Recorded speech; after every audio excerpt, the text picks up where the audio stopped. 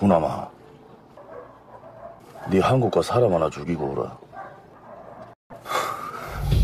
구남은 연변에서 택시 운전을 하고 있죠. 그런데 이 사람이 어떤 이유에서인지 빚까지 져서 빚을 갚아야 되는데 노름판에서 한 방에 따려고 하죠. 그렇습니다. 네. 마작을 하는 것입니다. 그래서 마작을 하는데 하면 할수록 빚은 점점 더 많아지고, 그래서 엄죽달싹할 수 없는 상황이 됐는데 이 면가라는 청부살인업자이면서 그 브로커입니다. 그래서 와가지고 너의 모든 빚을 탕감할 수 있을 정도의 돈을 줄 테니까 한국에 가서 사람 한 명만 죽이고 와라. 참. 그 사람 손가락 가져와야 된다. 손가락. MG. 그 결국은 받아들이게 되고 빚을 갚고 아내를 찾기 위해서 그렇습니다. 한국으로 향하게 됩니다. 그래서 펼쳐지는 이야기. 복잡하게 얽히기 시작합니다. 네. 결국 일주일 만에 100만 명이 됐어요. 네, 요즘 얘기를 하면 잇몸이라고 할 수 있죠. 네. 모두의 화제가 되고 있는 작품. 황해입니다. 영원한 수사다 시청자 여러분 안녕하십니까. 새해 복 많이 받으십시오. 새해 복 많이 받으십시오. 자, 2011년 새해가 됐는데 네. 새해 첫 번째 영화를 또 우리 영화를 골라왔다라는 데서 또 의미를 두고 싶습니다. 자, 이 영화 러닝타임 굉장히 깁니다. 네. 2시간이 훌쩍 넘어갑니다. 156분인데요. 그렇습니다. 헐리우드 영화를 포함해서 네. 가장 강력한 영화로서 바로 이 영화를 거론을 하고 있습니다. 황해를 보고 이 영화에 대해서 어떻게 얘기할 것이냐. 영화가 굉장한 영화다라는 반응이 한쪽에 있고, 또 한 가지는 도대체 이 영화에서 마지막에 어쨌다는 거냐. 그거를 놓고 영화의 반전이 무슨 뜻인지, 그 전말을 올리는 어떤 뭐 블로그라든지 이런 것들이 생길 정도로. 벌써부터 입이 근질근질한데요. 네. 귀신은 아닙니다. 네. 네. 이 영화 딱 첫 장면이 시작이 되면 마작을 하는 장면인데, 그때 기묘한 내레이션이 흐르죠. 네. 내 나이 11살 때 동네에 개병이 돌았다. 마을에 개병이 돌았다. 개병이란 건 이제 광견병 같은 게 도는 거죠. 근데 도살될 개 한 마리가 도망가죠. 그러다 돌아왔는데 너무 다 비쩍 마른 모습으로 집에 돌아와서 죽은 거예요. 파묻었는데 어른들이 그 파묻은 개의 시체를 끄집어내서 개고기를 해먹은 거죠. 그 얘기를 하면서, 그런데 지금 다시 또 개병이 돌고 있다. 라는 게 첫 내레이션이에요. 네. 멘트 자체가 쏴합니다. 그렇죠. 굉장히 강하죠. 근데 그 얘기를 왜 넣었느냐. 한마디로 얘기하면 그때 돌아와서 그 사람들에게 이렇게 참혹하게 당한 게 바로 하정우 씨인 거죠. 그렇죠. 그래서 결국은 이 영화는 그 처음에 내레이션이 주는 그 뉘앙스를 그대로 이야기로 확장한 것이 이 영화의 내용이라고 할 수가 있고요. 이 영화를 보다 보면 이 모든 상황을 연출한 감독의 냉소와 연민이 함께 들어있는 작품이라고 할 수 있는 거죠. 나홍진 감독님은 생선 드실 때 살을 굉장히 잘 발라내실 것 같아요. 아주 꼼꼼하게. 그런 성격이 이 영화 속에 고스란히 들어가 있는. 네. 입가심은 선짓국으로 하시고. 그렇죠. 야, 알아. 서울시 강남구 99의 1 김승현. 잊어버리지 말라. 네 이거 잊어버리면 너네 식구들 다 죽는다. 57,000원 있다. 네 일 처리하고 오면 내 비밀번호 알려줄게. 그러면 네 돈 된다. 됐지? 이 영화를 보면 누구나 다 이건 추격자하고 상당히 비슷하지 않겠나?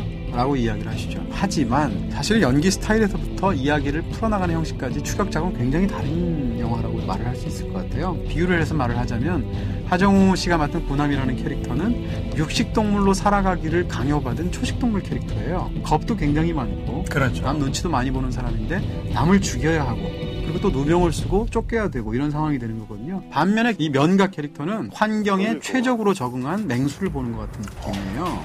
김인석 씨는 어떤 방식으로 연기를 하냐면, 가장 끔찍하고 가장 무서운 행동을 하거나 지시할 때 가장 손쉬운 일상의 이야기를 하듯이 하죠. 편하게 합니다. 그렇습니다. 네 지금 딴 생각하니? 사장 그게 아니라 내 편은 내 소가이 아니라서 바꿀 수 없고 일은 꼭 처리해라.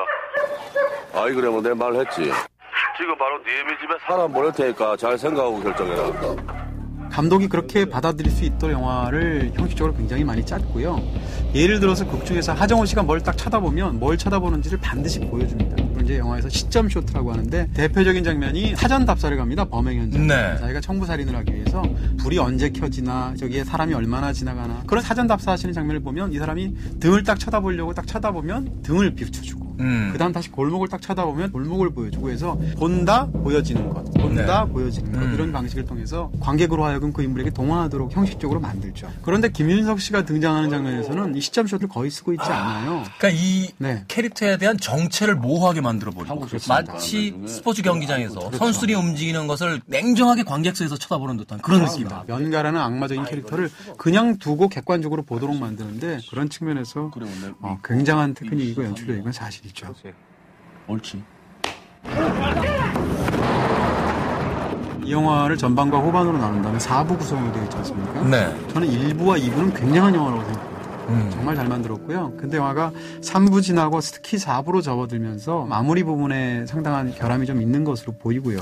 오늘 별점을 어떻게 주시려고 엎치락뒤치락 하십니까? 네, 영화처럼 계속 저도 이제 롤러코스터로 말씀을 드리는데 네. 제가 상대적으로 좀 아쉽게 느끼는 부분이 하정우 씨가 결국 맨 마지막에 가보면 결정적으로 두 장소에 가서 두 사람을 보거나 들어서 알게 되는, 전말을 알게 되는 그런 형식인데 이런 것들이 이렇게 치밀하게 이야기를 짜온 이야기 치고는 너무 손쉽게 우연으로 사건의 결말을 해결한다. 영화에서 끔찍한 액션 장면들이 굉장히 많이 나오는데 그걸 처음 보고 두 번 볼 때는 그것이 필요하게 느껴지고 하는데 그 장면들을 보다 보면 감독이 센 것 자체만 몰두하는 데서 희열을 느끼는 본능적인 그런 것들이 있는 것이 아닌가.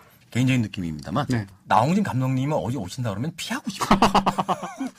네. 굉장히 무서우신 분일 것 같은데. 네. 짐승 같죠, 뭐. 짐승.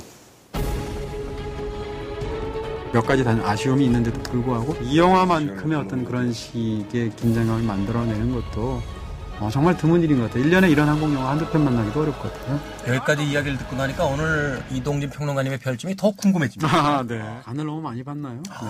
오늘 완전히 감을 못 잡겠어요. 네. 엎치락뒤치락. 네, 오늘 이 영화에 대한 제 별점은 4개입니다. 와. 뛰어난 테크닉, 지독한 긴장감. 징글징글 맞은 150. 네. 그 말 딱 맞습니다. 네. 징그러.